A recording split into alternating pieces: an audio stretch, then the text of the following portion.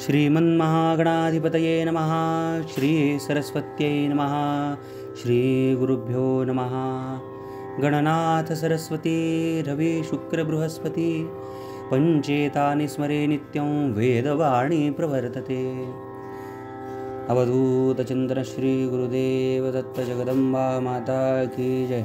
सद्गुरुनाथ महाराज की जय। जय जय भगवत्तम प्रभो नारायण वासुदेव श्री हरे। श्रीमद भागवताच्या प्रथम स्कंदाच्या सप्तम अध्यायाचं आपण चिंतन करीत होतो। मागील भागामध्ये आपण बघितलं की वेदव्यासांनी अनेक पुराणांची रचना केली, परंतु त्यांच्या मनाला समाधान नव्हतं। त्यावेळेला त्यांची खिन्नता देवर्षी नारदांनी बघितली आणि देवर्षी नारदांनी त्यांना भगवंताच्या निर्मल यशाचं गुणगान करण्यासाठी प्रवृत्त केलं। आणि त्याची फलश्रुती म्हणजे निगमकल्प तरोर गलितम शुकमुखात अमृत द्रवसंयुतम असं असणारं श्रीमद भागवत महापुराण या महापुराणाची निर्मिती झाली। आणि ती भागवत संहितेची निर्मिती करून आपल्या वैराग्यशील पुत्र श्री शुकाचार्यांना शिकवली। शौनकांनी प्रश्न विचारला, अहो श्री शुकदेव तर अत्यंत निवृत्त आहेत, वैराग्य चक्रवर्ती आहेत, सवय निवृत्ती निरतः, कोणत्याही वस्तूची अपेक्षा त्यांना नाही आहे। गतासूंश्च नानु शोचंती पंडितः किंवा प्राप्त लाभावस्था बाधून शके साधूंच्या चित्त घातली या भगवंता या नाव निरपेक्षता। निरपेक्ष अशा प्रकारांचं त्यांचं जीवन झालेलं आहे। नेहमी आत्मचिंतनामध्ये रममाण असणारे वैराग्य चक्रवर्ती शुकाचार्य महाराज, मग असं असताना सुद्धा श्री शुकाचार्य महाराजांनी या विशाल ग्रंथाचं अध्ययन कशासाठी केलं? त्यावेळेला सूत महोदय सांगतायत, अहो जे लोक ज्ञानी आहेत ना, ज्यांची अविद्येची गाठ सुटली आहे आणि जे नेहमी आत्म्यातच रममाण झालेले असतात, असे लोकही भगवंताची निष्काम भक्ती करतात।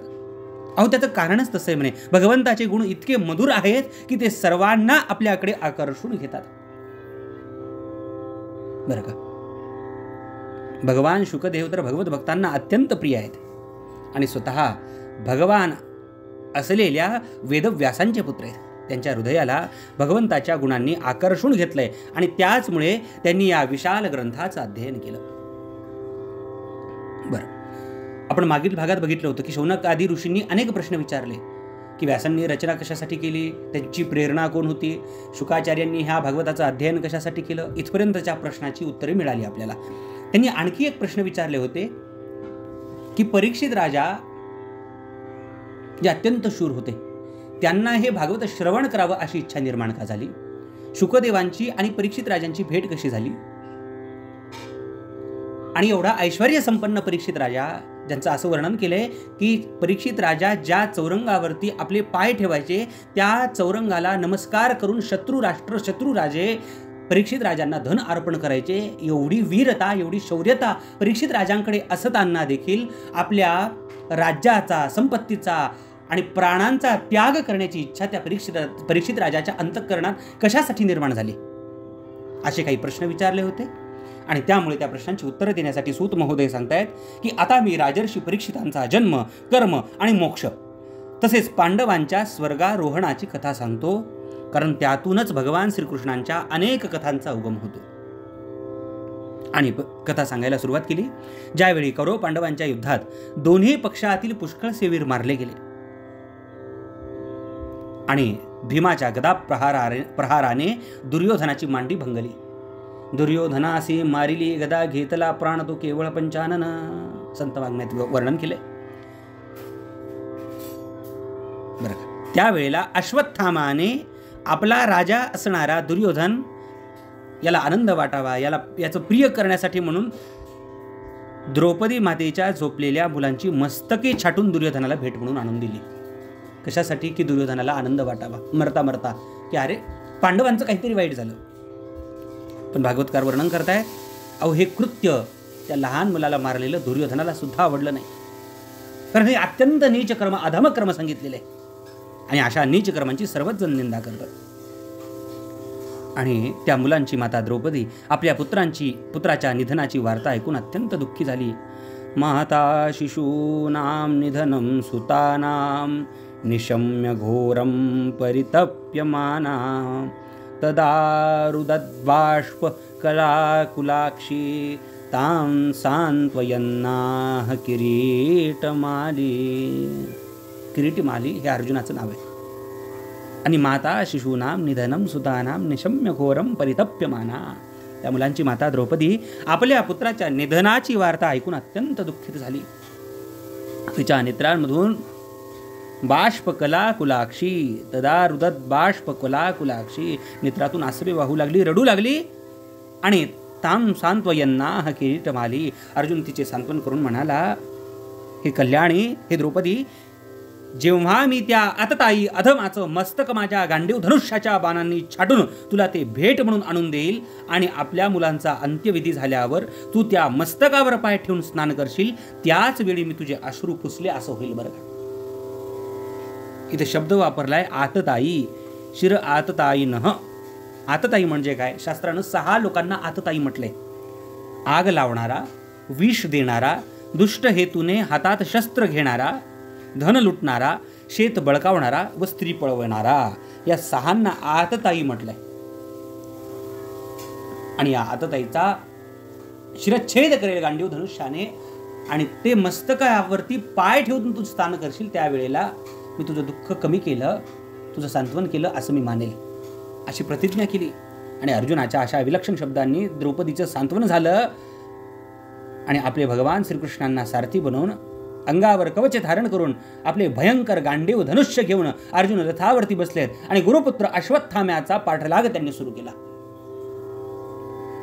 बरं, आता मुलांची हत्या केली. अश्वत्थाम्याला माहिती होतं की आता अर्जुन पांडव काही शांत बसणार नाहीत, म्हणून घाबरलेल्या अश्वत्थामा अर्जुन आपल्यावर चालून येत आहे असं बघितलं आणि आपले प्राणांचं रक्षण करण्यासाठी तिथून पळून जाता येईल तिथपर्यंत पळत सुटला. कसा पळत सुटला भागवतकार वर्णन करतायत, जसं रुद्राला भिवून सूर्य पळाला होता त्याप्रमाणे. ही कथा इतर पुराणांमध्ये आलेली आहे की शिवभक्त विद्युन्माली दैत्याला सूर्यानं जिंकलं. तो विद्युन्माली शिवभक्त होता, दैत्य होता पण शिवभक्त होता. त्यावेळेला रुद्र क्रुद्ध झाले आणि हातात त्रिशूळ घेऊन क्रोधायमान होऊन कोपिष्ट होऊन सूर्याला मारण्यासाठी धावत होते. तेव्हा सूर्य भिवून पळत पळत पळत पळत काशीत येऊन पडले आणि तेव्हापासून त्यांचं नाव लोलार्क असं पडलं बरं का. ही कथा इतर पुराणांमध्ये आहे. सांगण्याचं तात्पर्य, जसं रुद्राला भिवून सूर्य पळाले होते त्या प्रमाणामध्ये तो अश्वत्थामा अर्जुनाला घाबरून पळतोय. अश्वत्थाम्यानं पाहिलं की आपल्या रथाचे घोडे थकलेत, आपण असहाय्य झालोत, तेव्हा आपल्या रक्षणाचं एकमात्र साधन म्हणजे केवळ ब्रह्मास्त्रच आहे असं अश्वत्थाम्यानं ओळखलं. बरं, आता इथं समस्या अशी होती की अश्वत्थामाला ब्रह्मास्त्र सोडण्याची विद्या अवगत होती, पण ते परत घेण्याची विद्या मात्र त्याला अवगत नव्हती. जरी त्याला ब्रह्मास्त्र परत घेण्याची विद्या अवगत नसली तरी प्राणावर बेतलेलं संकट पाहून त्यानं आचमन केलं, ध्यानस्थ झालं आणि ब्रह्मास्त्र सोडलं.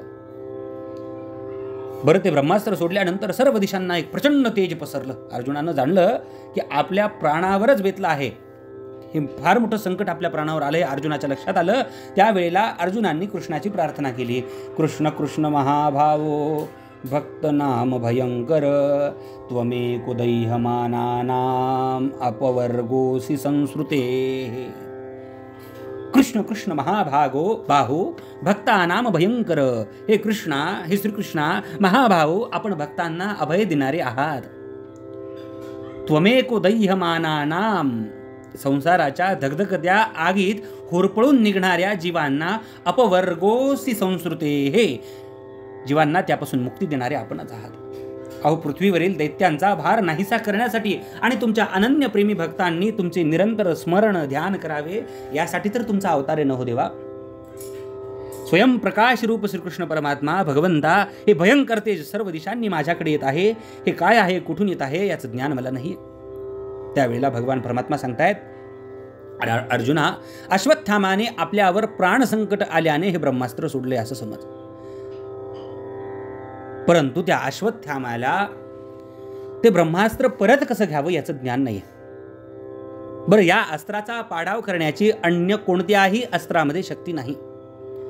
तू शस्त्रास्त्र विद्या चांगली जाणतोस, मग आता तू काय कर, तुझ्या ब्रह्मास्त्राच्या तेजानेच त्या ब्रह्मास्त्राचं प्रचंड तेज समव. आणि असं भगवंताचा सल्ला ऐकला. अहो शत्रू पक्षातील वीरांना मारण्यामध्ये अर्जुन अत्यंत निपुण होता आणि म्हणून त्या अर्जुनाने आचमन केलं. भगवंतांना प्रदक्षिणा घातली आणि ब्रह्मास्त्राचे निवारण करण्यासाठी दुसऱ्या ब्रह्मास्त्राची योजना केली. बाणांनी वेढलेल्या त्या दोन्ही ब्रह्मास्त्राचे तेज सूर्य आणि अग्नीप्रमाणे एकमेकांना टक्कर दिल्याने आकाश आणि सर्व दिशांना व्यापून टाकून राहिले होते. ते तेज वाढू लागलं. तीनही लोकांना जाळणाऱ्या वाढत जाणाऱ्या त्या दोन्ही ब्रह्मास्त्रांच्या ज्वाळांनी पोळणाऱ्या प्रजेला जणू काय प्रलय काळ ओढावला असं वाटू लागलं. त्या आगीने तीनही लोक आणि प्रजेचा नाश होत असलेला बघून भगवंतांनी आज्ञा केली आणि अर्जुनाने भगवंताची आज्ञा घेऊन ती दोन्ही ब्रह्मास्त्रे आवरून घेतली. अर्जुनाचे डोळे लाल क्रोधानं लाल झालेले, क्रोधायमन झालेला आहे, कोपिष्ट झालेला आहे आणि क्रोधाग्नीनं जळत असलेल्या त्या अर्जुनांनी झडप घालून क्रूर अश्वत्थाम्याला पकडलं. जसं एखाद्या पशुला दोरखंडाने बांधावा त्याप्रमाणे अश्वत्थाम्याला बांधलं आणि अर्जुन मोठ्या ताकदीनं अश्वत्थाम्याला दोरीने बांधून शिबिराकडे नेणार होते. तेव्हा भगवान श्रीकृष्ण कोपाविष्ट होऊन म्हणाले, अरे पार्था, या अधमाला जिवंत सोडू नकोस. याला जिवंत सोडून देणे उचित ठरणार नाही. याचा वध कर. रात्री झोपलेल्या निरापराध मुलाची यानं हत्या केलेली आहे. धर्माचरण करणारा जो पुरुष असतो तो मद्यानं धुंद असणाऱ्या बेसावध, वेडसर, झोपलेला बालक, स्त्री, अविवेकी, शरणागत, रथहीन आणि भयभीत अशा शत्रूला कदापिही मारत नाही. म्हणून हा अत्यंत धर्मभ्रष्ट झालेला, नीतिहीन, महापापी, महाअधम असणारा हा अश्वत्थामा आहे. जो दुष्ट आणि क्रूर पुरुष दुसऱ्यांना वारून आपल्या प्राणांचं पोषण करतो त्याचा वध करणंच श्रेयस्कर ठरतं. भगवान परमात्मा अर्जुनाला सांगतायत, कारण अशा प्रवृत्तीचा माणूस जर जिवंत राहिला तर तो आणखी पाप करील आणि नरकात जाईल. आणि शिवाय अर्जुना, तू माझ्या समोर द्रौपदी पुढे प्रतिज्ञा केली होतीस की हे मानिनी तुझ्या पुत्राचा वध केला त्याचे मी मस्तक तोडून आणेन. म्हणून या पापी कुलाला कलंक असणाऱ्या आतताईने तुझ्या पुत्राचा वध केला आहे. बरं, एवढंच काय, दुर्योधनाला सुद्धा हे कृत्य आवडलेलं नाहीये. म्हणून वीर अर्जुना, तू याचा वध कर. वास्तविक भगवान परमात्मा ही अर्जुनाच्या धर्माचरणाची परीक्षा घेत होते बरं का. भागवतकार वर्णन करताय, एवं परीक्षता धर्मम पार्थक कृष्णेन चोदितः. धर्माचरणाची परीक्षा घेण्यासाठी म्हणून अर्जुनाला अशी प्रेरणा दिली खरी, परंतु अर्जुनाचे हृदय विशाल होते. जरी अश्वत्थामाने त्याच्या पुत्रांची हत्या केली तरी गुरुपुत्राला मारण्याची अर्जुनाची इच्छा नव्हती. आणि यानंतर आपला मित्र आणि सारथी श्रीकृष्णांबरोबर तो युद्धाच्या छावणीत परतला. त्याने आपल्या अमृतपुत्रांचा शोक करीत असलेल्या द्रौपदीकडे त्या अश्वत्थाम्याला सोपवलं. द्रौपदी मातांनी बघितलं की अश्वत्थाम्याला एखाद्या पुरुषासारखे बांधून आणले आहे. निंद्य कर्म केल्यानं त्याला लाज वाटू लागली अश्वत्थाम्याला, म्हणून तो खाली बघू लागला, खाली पाहत होता. बरं, आपले अनिष्ट करणाऱ्या गुरुपुत्र अश्वत्थाम्याला अशा प्रकारे अपमानित केल्याचे पाहून द्रौपदीच्या कोमल हृदयात करुणा उत्पन्न झाली आणि तिने अश्वत्थाम्याला नमस्कार केला. द्रौपदी अत्यंत कारुण्यमयी बरं का. वास्तविक या सिरियलवाल्यांनी वेगळं चित्र उभारलं की अंधे का पुत्र अंध वगैरे, असं महाभारतात द्रौपदी मातेनं कधीही म्हटलं नाही. द्रौपदी मातेंचं विशाल हृदय होतं. कारण करुण असणाऱ्या द्रौपदी माता म्हणायला लागल्या, अश्वत्थाम्याला नमस्कार केलाय द्रौपदी मातेनं आणि गुरुपुत्राला अशा प्रकारे बांधून आणल्याचं सती द्रौपदी मातेंना सहन झालं नाही. आणि ती द्रौपदी माता म्हणायला लागल्या, याला सोडा. हा आपला गुरुपुत्र आहे, आपल्याला पूज्य आहे. स एष भगवान द्रोणः प्रजारूपेण वर्तते. ज्यांच्या कृपेनं संपूर्ण रहस्यांसह धनुर्वेद, त्यांचे प्रयोग आणि उपसंहारांसह सर्व शस्त्रांचे ज्ञान आपण प्राप्त केले, ते आपले आचार्य द्रोण पुत्राच्या रूपानं आपल्यासमोर उभे. स एष भगवान द्रोण प्रजारूपेण वर्तते. हा गुरुपुत्र म्हणजे काय, जणू द्रोणाचार्यच आहे तो. बरं, पुढे द्रौपदी माता म्हणतायत, त्यांची अर्धांगिनी वीरमाता कृपी सती गेल्या नाहीत, त्या अद्याप जिवंत आहेत. धर्मज्ञा, ज्या गुरुवंशाची नित्य पूजा करून ज्याला वंदन केले पाहिजे त्याला व्यथित करणे योग्य नाही. ज्याप्रमाणे आपली मुले मारल्या गेल्यामुळे मी दुःखी होऊन रडत आहे आणि सारखे अश्रू ढाळीत आहे, तसे याच्या पतिव्रता माता गौतमीने रडू नये असं मला वाटतंय. काय विशाल हृदय. द्रौपदी मातेला दुःख झालंय आपल्या मुलाच्या हत्येचं, परंतु तरी देखील ते दुःख अश्वत्थामाच्या आईला होऊ नये अशी धारणा, अशी इच्छा द्रौपदी मातेची. आणि द्रौपदीचं म्हणणं हे धर्म आणि न्यायाला अनुसरून होतं. त्यामध्ये कपट नव्हतं, तर करुणा आणि समदृष्टी होती. म्हणून राजा युधिष्ठिराने सुद्धा द्रौपदी मातेच्या या हितकारक आणि श्रेष्ठ वचनाचं कौतुक केलंय. त्याचबरोबर नकुल, सहदेव, सात्यकी, अर्जुन आणि स्वतः श्रीकृष्ण परमात्मा आणि तिथे उपस्थित असणाऱ्या सर्व स्त्री पुरुषांनी द्रौपदीच्या म्हणण्याला पुष्टी दिली. बरं, द्रौपदी मातेचं सगळ्यांनी कौतुक केलं श्रेष्ठ वचनाचं, पण भीमाचं समाधान काही झालं नाही. भीम क्रुद्ध झाला, क्रोधायमान झाला आणि भीम म्हणायला लागले, अहो ज्यानं झोपी गेलेल्या मुलांना स्वतःसाठी किंवा आपल्या स्वामींसाठी नव्हे तर निष्कारण मारले, त्याचा वध करणंच उत्तम होईल. आता द्रौपदी माता म्हणतायत मारू नका, भीम म्हणतोय मारा. त्यावेळेला काय करावं काही कळत नव्हतं. अर्जुनाकडे अर्जुनाने प्रतिज्ञा केली होती की याचं मस्तक छाटील आणि द्रौपदी मातेच्या चरणाजवळ ठेवेल. मग एवढं सगळं, आता हे सगळं कसं करायचं? म्हणून श्रीकृष्ण परमात्मांचा अवतार आहे. परिपूर्णतम साक्षात श्रीकृष्ण न अन्य एवही, दुसरा कुठलाही अवतार परिपूर्ण नाहीये. एक कार्यार्थम आगत्य कोटी कार्यंचकारः, एका कार्यामध्ये अनेक कार्य करण्याचं सामर्थ्य आणि स्वातंत्र्य भगवान परमात्म्यांकडे. आणि म्हणून भगवान परमात्म्यांनी संकेत केला, अर्जुनाला सांगितलं, ब्रह्मबंधोर्न हंतव्य आतताई वदारहण मयेवो भयमाम्नातम परिपाह्यनुशासनम. बरं का, आतताई वदारहण, आतताईला मारलं पाहिजे, हा धर्म आहे. पण त्याच्याबरोबर हा अश्वत्थामा गुरुपुत्र आहे, विप्र आहे, मग ह्याला मारायचं नाही. ह्या दोन्हीही गोष्टी शास्त्रात सांगितल्या आहे. म्हणून माझ्या दोनही आज्ञांचं पालन कर, अर्जुनाला सांगितलं. बरं, द्रौपदीचं सांत्वन करताना तू जी प्रतिज्ञा केली होतीस तिचं सुद्धा पालन कर. आणि त्याच्याबरोबर भीम, द्रौपदी, मला आणि सगळ्या पांडवांना प्रिय असेल असं सगळं कर, याच्यातून मार्ग काढ. आता काय करावं? पण अर्जुन अत्यंत हुशार. अर्जुनाने भगवंताच्या म्हणण्याचा मतितार्थ लगेच जाणला आणि आपल्या तलवारीने अश्वत्थाम्याच्या डोक्यावरील मणी केसांसह उपटून काढला. मुलांची हत्या केल्यामुळे तो अश्वत्थामा अगोदरच सत्वहीन झाला होता आणि त्याचा मणी आणि ब्रह्मतेजही नाहीसे झाले. आणि अर्जुनानं असं त्याला ओढलं आणि शिबिराच्या बाहेर घालून दिलं. जुन्या काळामध्ये अपमान झाला म्हणजे जणू काय आपला मृत्यू झाला असं मानणारी लोक होती बरं का. मुंडन करणं, धन काढून घेणं, निर्वासित करणं, याला आपला वध झाला असं समजायची लोक. आणि त्यामुळे अर्जुनानं त्या शिबिराच्या बाहेर दोरखंडांचं बंधन सोडलं आणि त्या अश्वत्थाम्याला अपमानित करून बाहेर हाकलून दिलं. आणि पुत्राच्या मृत्यूमुळे द्रौपदी माता आणि सर्व पांडव शोकाकुल झाले होते. आणि त्यानंतर आपल्या मृत बांधवांचे अंत्यविधी पार पडले. यानंतर पांडव श्रीकृष्णांच्या सह स्त्रियांना पुढे करून मेलेल्या स्वजनांना तिलांजली देण्यासाठी गंगा तीरावर आले. तिथे त्या सर्वांनी मृत बंधूंना तिलांजली दिली आणि पुन्हा विलाप केला. त्यानंतर भगवंताच्या चरणकमलांच्या धुळीनं पवित्र झालेल्या गंगाजलात पुन्हा स्नान केलं. कुरुराज महाराज युधिष्ठिर, त्यांचे बंधू धृतराष्ट्र, पुत्र शोकानं व्याकुळ झालेल्या गांधारी माता, कुंती आणि द्रौपदी असे सर्वजण मृत स्वजनांच्या शोक करीत होते. स्वजनांसाठी भगवान श्रीकृष्णांनी धौम्य मुनींसह त्यांचे सांत्वन करून त्यांची समजूत घातली की संसारातील सर्व प्राणी कालाच्या अधीन आहेत. तुलसी नरका क्या कहू समय बडा बलवान, उपजे ते नाशे नाशिले पुनरपी दिसे.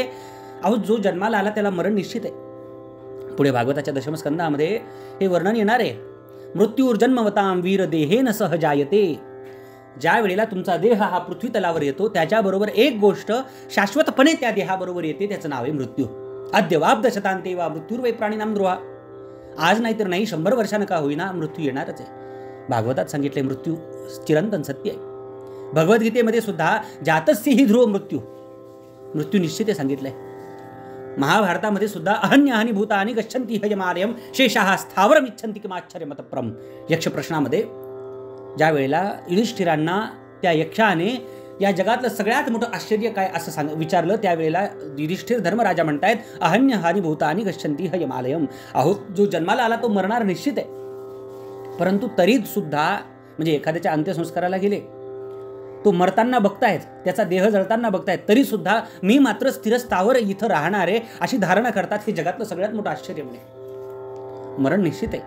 कबीरदासजी महाराज सुद्धा सांगतायत, जसं द्वारे का पिंजरा तामे पंची कोण रहे को अचरज भयो गई अचंबा को. किती प्रमाण द्यावे. उपजे ते नासे नासिले पुनरपि दिशे हे घटिका यंत्र जैसे परिभ्रमे का. उपजेते नाशे नाशिले पुनरपि दिसे हे घटिका यंत्र जैसे परिभ्रमे का. किंवा तुका म्हणे त्याचे कळले आम्हा वर्म जे जे कर्मधर्म नाशिवंत. अनेक संत प्रमाणामध्ये सुद्धा उपजल्या पिंडासी मरण सांगाते मरते उपजते सवेची के. सांगण्याचं तात्पर्य मरण निश्चित आहे. आणि म्हणून भगवान श्रीकृष्णांनी धौम्य मुनींसह सर्वांचं सांत्वन केलं, त्यांची समजूत घातली. अहो, संसारातील सर्व प्राणी कालाच्या अधीन आहेत, मृत्यूपासून कोणाचीही सुटका होऊ शकत नाही. अशा प्रकारे धूर्त बंधूंनी कपटानं हिसकावून घेतलेलं राज्य भगवान श्रीकृष्णांनी अजातशत्रू युधिष्ठिर महाराजांना त्यांना देऊन टाकले. तसेच द्रौपदीच्या केश संभाराला स्पर्श केल्यामुळे आयुष्य क्षीण झालेल्या दुष्ट राजांचा वध करविला आणि उत्तम सामग्री आणि पुरोहितांद्वारे युधिष्ठिरांकडून 3 अश्वमेध यज्ञ करविले. याप्रमाणे 100 यज्ञ करणाऱ्या इंद्राच्या यशाप्रमाणे युधिष्ठिर महाराजांचे पवित्र यश दशदिशांमध्ये पसरले. आणि आता पुढे 8व्या अध्यायामध्ये प्रथम स्कंधाच्या भगवान परमात्मा द्वारकेला जायला निघाले. त्यानंतर कुंती मातेनं भगवंताची केलेली स्तुती. त्यानंतर उत्तरा मातेच्या गर्भामध्ये परीक्षित राजांचा जो गर्भ, उत्तरा मातेच्या उदरामध्ये परीक्षित महाराजांच्या गर्भाचं रक्षण आपल्याला 8व्या अध्यायामध्ये, पुढे 8व्या 9व्या अध्यायामध्ये याचं चिंतन करायचं आहे. अवधूत चिंतन श्री गुरुदेव दत्त सद्गुरुनाथ महाराज की जय. जय जय भगवत्तम प्रभो नारायण वासुदेव श्री हरे. भगवंताकडे मागणी मागायची. दुर्बुद्धी ते नाकदान उपजू नारायणा किंवा प्रार्थना देवा तुलाही तू सदा जवळी रहा. मी जिथे जाईन तेथे प्रेम दृष्टीने पहा. अवधूत चिंतन श्री गुरुदेव दत्त सद्गुरुनाथ महाराज की जय. मंगलमूर्ती मोरया. जय जय रघुवीर समर्थ.